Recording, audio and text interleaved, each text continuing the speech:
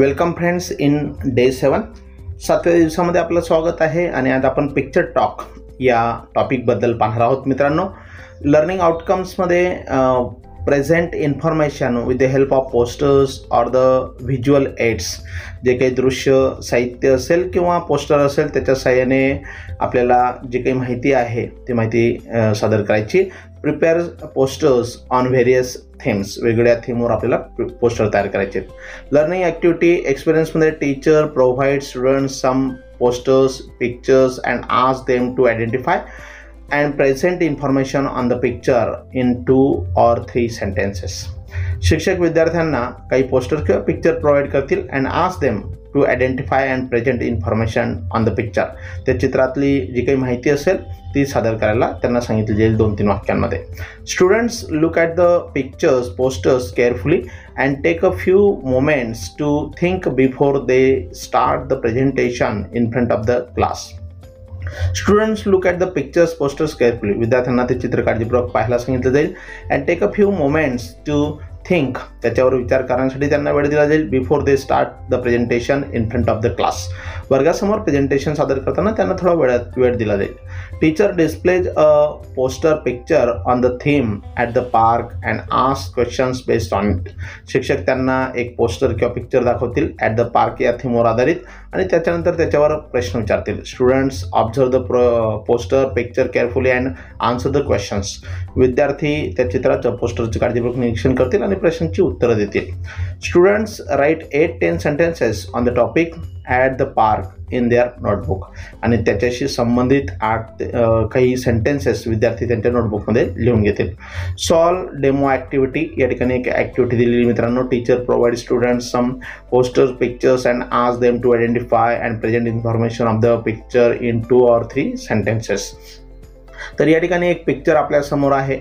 या चित्रामध्ये आपल्याला वेगळ्या प्रकारच्या वस्तू दिसत आहेत आणि या ठिकाणी त्या चित्राचं निरीक्षण केल्याच्या नंतर आपल्याला आन्सर्स द्यायचे. ओके, एक्सपेक्टेड आन्सर्स दिले आहेत मित्रांनो. This is a picture of sanitiser, hand gloves, hand wash, COVID precautions, thermometer आहे, वॅक्सिन आहे, social distance etc.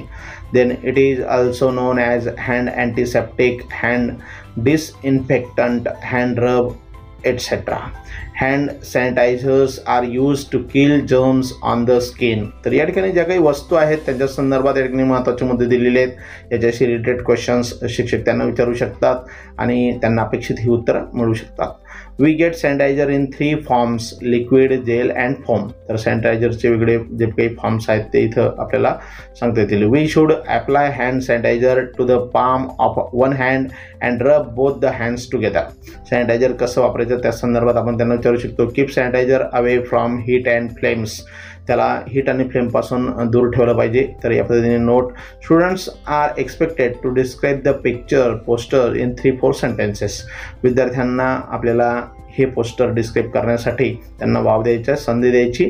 And then they describe the picture in 3-4 sentences. प्रॅक्टिससाठी एक प्रश्न दिला. Teacher displays a poster picture on the theme like at railway station, in the zoo and also thought provoking questions based on it. त्याच्यानंतर विद्यार्थ्यांना railway स्टेशनशी संबंधित किंवा in the zoo प्राणी संग्रहालयाशी संबंधित एखादं पोस्टर किंवा चित्र दाखवायचं आणि त्यावर आधारित त्यांना थॉट प्रोव्होकिंग क्वेश्चन्स आपल्याला विचारायचे आहेत. Yes. Then teacher can ask thought provoking questions on many more such things and ask students to write description about it in their notebook. आणि त्यानंतर त्या पोस्टरवर आधारित काही प्रश्नांची उत्तरं दिल्याच्या नंतर त्यांना काही महत्त्वाचे मुद्दे असतील, काही सेंटेन्सेस असतील, त्यांच्या नोटबुकमध्ये आपण लिहायला सांगू शकतो. त्यांनी एक पॅरलल ॲक्टिव्हिटी दिलेली आहे होमवर्कमध्ये. Prepare a poster picture on any one topic and write a report in 8-2 sentences in your notebook. तर या ठिकाणी पोल्युशन, हॉस्पिटल रूल्स आणि सेव्ह एन्व्हायरमेंट अशा प्रकारचे 3 टॉपिक्स दिलेत मित्रांनो. तर पोल्युशनशी संबंधित अशा प्रकारचं पिक्चर किंवा पोस्टर आपण त्यांना दाखवू शकतो. Yes, now look at this poster picture carefully. विद्यार्थ्यांना ते चित्र काळजीपूर्वक पाहण्यासाठी सूचित करायचं आहे आणि and after observing that picture त्यांना त्या चित्राचं निरीक्षण झाल्याच्या नंतर, पोस्टरचं निरीक्षण झाल्यानंतर 8 ते 10 वाक्यांमध्ये त्या संदर्भात लिहायला सांगितलं आहे. ते आपण या पद्धतीने लिहून घेऊ शकतो. Pollution, yes, pollution refers to the introduction of harmful substances or contaminants into the environment which can cause adverse effects on the natural resources, ecosystems and human health. There are several types of pollution including air pollution, water pollution, soil pollution, noise pollution and light pollution also. तर या पद्धतीने pollution, प्रदर्शनाशी संबंधित त्या चित्राच्या मदतीने आपण या पद्धतीने आपले काही सेंटेन्सेस लिहू शकतो. Thanks a lot for watching this video till the end.